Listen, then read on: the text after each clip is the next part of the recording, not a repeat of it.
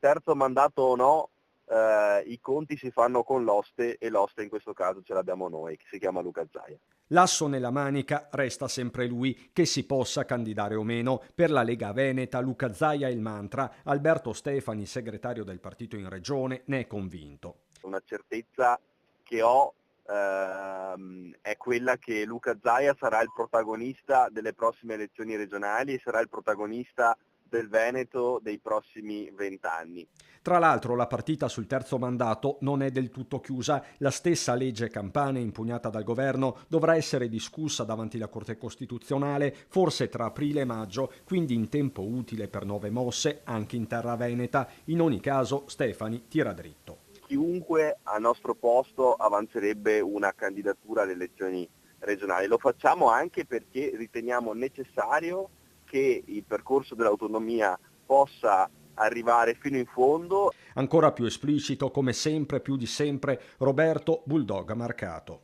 Se non dovesse essere la presidenza della Lega si va da soli, ma anche qui senza grandi traumi, ma insomma, sento dire ma si va da soli, non te lo lasceranno fare chi? Chi non me lo lascerà fare? Le segreterie romane?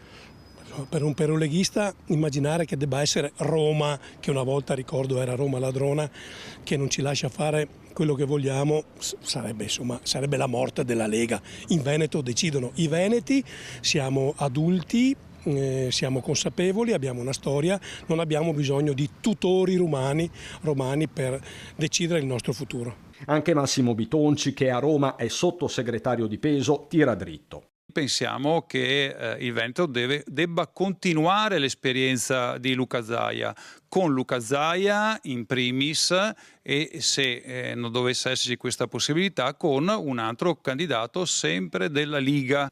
Tutt'altro che criptico il messaggio agli alleati che sa di quanto di sfida. Vogliamoci bene lo stesso, va bene? Quindi niente da dire con i colleghi anche veneti di Fratelli d'Italia, però ognuno si peserà, ognuno farà la propria campagna elettorale e dopodiché insomma chi vince governerà il Veneto.